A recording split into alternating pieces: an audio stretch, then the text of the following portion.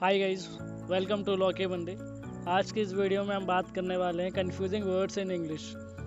Means English में कुछ ऐसे वर्ड्स होते हैं जो कि हमको बहुत ज़्यादा कंफ्यूज करते हैं। लोग बहुत ज़्यादा कंफ्यूज होते हैं और कि उनके इंग्लिश में बहुत ज़्यादा मिस्टेक वो करते हैं, चाहे उनके एग्ज़ाम हो, चाहे वो इंग्लिश स्पीकिंग की बात करें तो वहाँ पर भी थोड़ी सी प्रॉब्लम होती है उनको।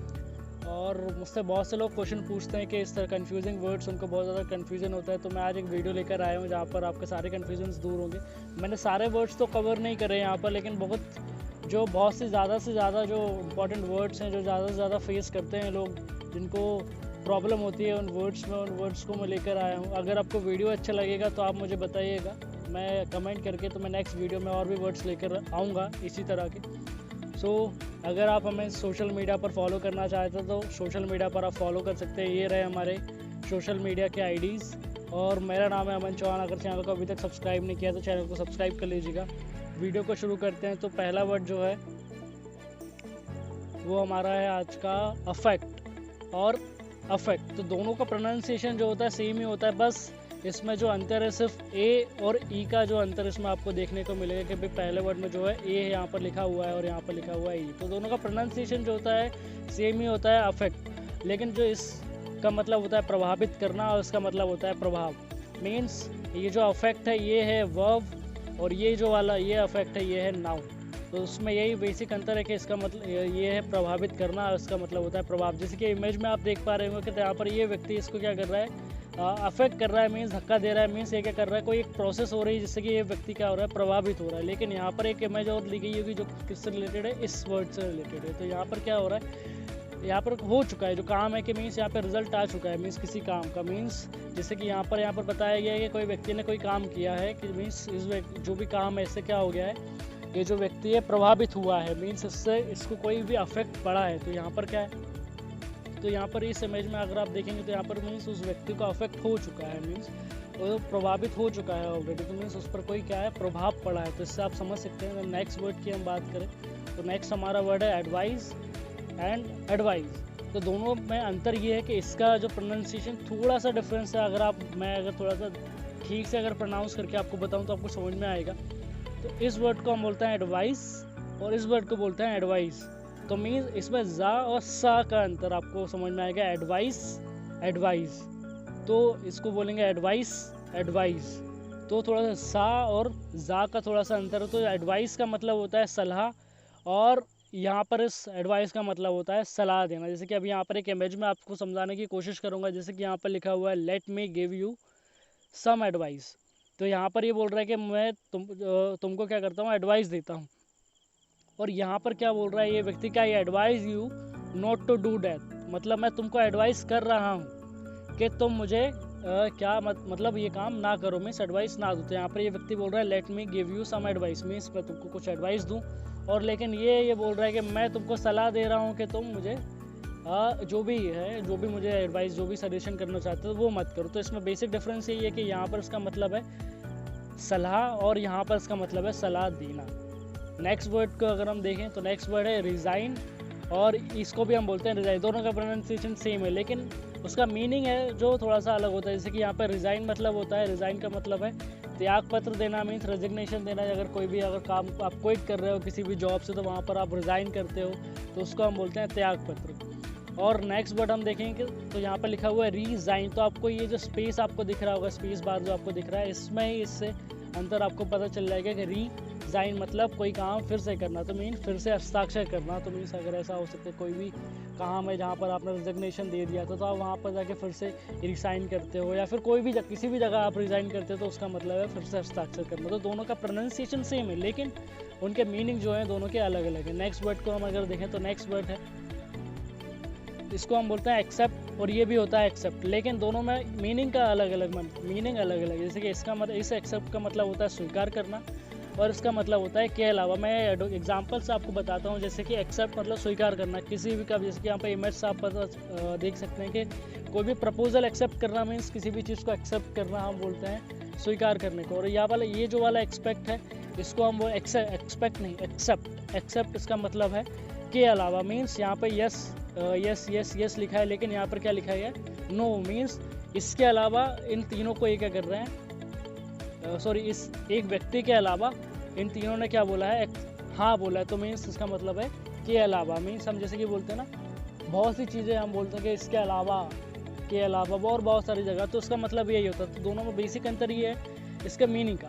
प्रोनाउंसिएशन सेम है लेकिन इनका मीनिंग जो है दोनों के अलग अलग होते हैं। नेक्स्ट वर्ड को अगर हम देखें तो इसका यहाँ पर पहला वर्ड लिखा है ब्रेथ और यह है ब्रीथ, है ना। दोनों में अंतर है सिर्फ ई का, है ना। दोनों वर्ड सेम है लेकिन थोड़ा सा प्रोनाउंसिएशन में थोड़ा सा डिफरेंस है और उसके मीनिंग में भी थोड़ा सा डिफरेंस है। जैसे कि इस वर्ड को हम बोलते हैं ब्रेथ और इस वर्ड को हम बोलते हैं ब्रीथ, तो दोनों में प्रोनाउंसिएशन का भी थोड़ा सा डिफरेंस है और मीनिंग का भी डिफरेंस है। तो ब्रेथ का मतलब होता है सांस और ब्रीथ का मतलब होता है सांस लेना। मीन्स कोई प्रोसेस की हम यहाँ पर बात कर रहे हैं और यहाँ पर सिर्फ हम बात कर रहे हैं सिर्फ सांस की, है ना। एग्जाम्पल से आप देख सकते हैं, इमेज से आप समझ सकते हैं कि किस बारे में मैं बात कर रहा हूँ। सिर्फ ई का यहाँ पर डिफरेंस है मेनली। नेक्स्ट वर्ड की हम बात करें तो नेक्स्ट वर्ड है कॉम्प्लीमेंट और कॉम्प्लीमेंट, है ना। दोनों का मतलब सेम ही है, सॉरी प्रोनाउंसिएशन सेम है लेकिन मीनिंग अलग अलग है। जैसे कि इसका प्रोनाउंसिएशन होगा कॉम्प्लीमेंट और इसका भी प्रोनाउंसिएशन है कॉम्प्लीमेंट, लेकिन मीनिंग दोनों का अलग अलग है। जैसे कि इसका मीनिंग होता है प्रशंसा करना, किसी की तारीफ करना, लेकिन यहाँ पर है पूरक होना। जैसे कि इमेज में आप देख सकेंगे दोनों में अलग अलग एग्जाम्पल दिए हुए हैं। जैसे कि यहाँ पर लिखा हुआ है thank you for the compliment, मतलब तारीफ करने के लिए शुक्रिया, थैंक यू, या फिर मेरी प्रशंसा करने के लिए थैंक यू। तो लेकिन इस एग्जाम्पल से हम समझेंगे, नेक्स्ट इमेज से हम समझ सकते हैं कि यहाँ पर लिखा हुआ है you both compliment each other. इसका मतलब है कि दोनों आप एक दूसरे के पूरक हो, मतलब आप दोनों एक दूसरे से बहुत ज़्यादा मिलते जुलते हो, एक जैसे हो। पूरक मतलब होता है एक जैसा होना किसी की तरह। तो दोनों का प्रोनाउंसिएशन सेम है लेकिन दोनों का मीनिंग जो है अलग अलग है। नेक्स्ट वर्ड को अगर हम देखें, ये बहुत ज़्यादा लोग कन्फ्यूज़ होते हैं इससे, और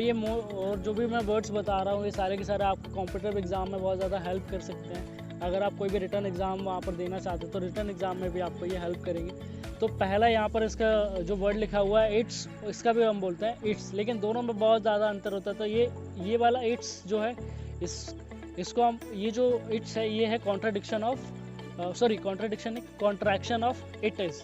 मीन्स इट इज़ का ये शॉर्ट फॉर्म है। इट इज़ का शॉर्ट फॉर्म मीन्स होता है इट इज़ प्लस होता है इट्स, तो ये है। सो इट इज़ मतलब है, यह है, वह है, इसका मतलब ये होता है। और लेकिन इट्स का मतलब होता है इसका, उसका, इस तरह से हम बात कर सकते हैं। तो दोनों में बेसिक अंतर यही होता है। तो ये जो इट है, ये वाला इट्स है, ये कॉन्ट्रैक्शन है इट प्लस इसका, इट इस का ये शॉर्ट फॉर्म, इसको हम बोलते हैं। तो ये बेसिक अंतर है इसमें। तो इसको हम बोलते हैं यह, वह, उसको हम बोलते हैं इसका। नेक्स्ट वर्ड देखें तो यहाँ पर लिखा हुआ है ग्रे और ग्रे, दोनों का मतलब भी सेम होता है, दोनों का प्रोनाउंसिएशन भी सेम होता है।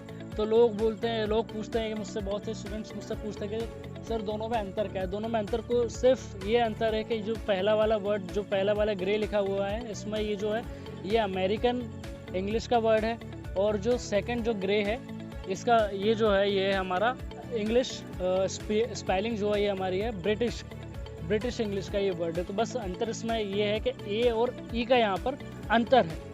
मेनली ज़्यादा से ज़्यादा ब्रिटिश इंग्लिश का हम ज़्यादा से ज़्यादा यूज़ करते हैं, लेकिन अगर आप इसका भी यूज़ करेंगे तो कोई गलत यूज़ नहीं होता है। तो नेक्स्ट वर्ड की हम बात करें तो नेक्स्ट वर्ड है, दोनों का प्रोनाउंसिएशन सेम होता है, दोनों का मीनिंग सेम होता है। इसको हम बोलते हैं इंक्वायरी, इसको भी हम बोलते हैं इंक्वायरी। तो लेकिन अब सेम अगेन इसमें यही अंतर है कि ये जो वाला वर्ड है ये हमारा अमेरिकन इंग्लिश का स्पेलिंग का वर्ड है और ये जो है ब्रिटिश इंग्लिश का वर्ड है।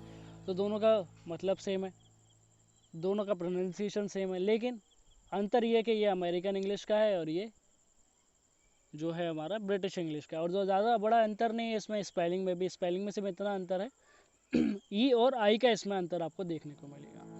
जैसे ग्रे हमने देखा था, ग्रे में क्या अंतर था, ग्रे में ये अंतर था कि ए और ई का यहाँ पर अंतर था। तो बस इतने ही वर्ड्स थे जो कि मैं आपको बताना चाहता था इस वीडियो के थ्रू। और अभी एक अनाउंसमेंट मैं करना चाहता हूँ कि अभी मैं एक इंग्लिश स्पोकन कोर्स में लॉन्च कर रहा हूँ। इसी मंडे से ये लॉन्च हो रहा है, 1 जून से, जो अभी मंडे आ रहा है। 5 to 6 PM में एक लाइव क्लास हम लाने वाले हैं जिसमें आपका इंग्लिश स्पोकन का कोर्स रहेगा, फ्री ऑफ कॉस्ट आपको क्लासेस वहाँ पर प्रोवाइड कराने वाला हूँ मैं। आपका इंग्लिश स्पोकन बहुत अच्छी हो जाएगी उस कोर्स के बाद जैसे आप अटेंड करोगे, लेकिन कंडीशन ये रहेगी उसकी कि आपको रेगुलर अटेंड करना रहेगा। जो भी मैं टास्क दूंगा उस टास्क को आपको कंप्लीट करना रहेगा। और सबसे बड़ी बात ये है, और जो भी वीडियोस मैं करूँगा, जिस तरह की वीडियोस मैं बनाऊँगा, उसका PDF आपको मैं अवेलेबल कराऊँगा। लेकिन PDF अगर आपको चाहिए तो उसके लिए एक काम आपको करना पड़ेगा।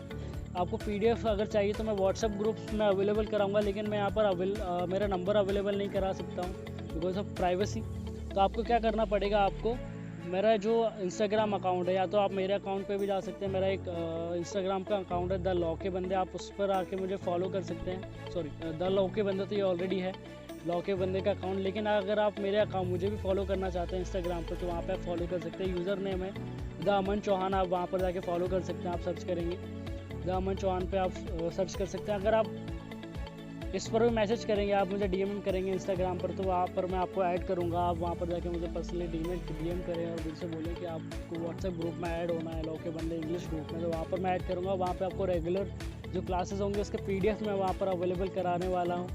तो आज के लिए इतना ही। अगर आपने पूरा वीडियो को देखा है तो थैंक यू वेरी मच। और मंडे से आप आइए, क्लास को ज्वाइन कीजिए, आपको सच में बहुत मज़ा आने वाला है। अगर आपको लगता है कि अगर क्लास ठीक नहीं होती तो आप अटेंड मत कीजिएगा, लेकिन आप फर्स्ट डे आप आइए, पहली क्लास आप आकर देखिए, ज्वाइन करके देखिए आपको कैसा लगता है। फिर उसके बाद जो भी रिस्पांस होगा वो हम देखेंगे, है ना। तो आप आइए और वीडियो को देखिए। अगर आपने चैनल को अभी तक सब्सक्राइब नहीं किया तो चैनल को सब्सक्राइब कर लीजिए, वीडियो को लाइक कर दीजिएगा, वीडियो को शेयर कर दीजिएगा। अगर आपको वीडियो जैसी भी लगी, अच्छी लगी, बुरी लगी, जो भी आप सजेशन देना चाहते हैं, सजेशन आप दे सकते हैं कमेंट बॉक्स में।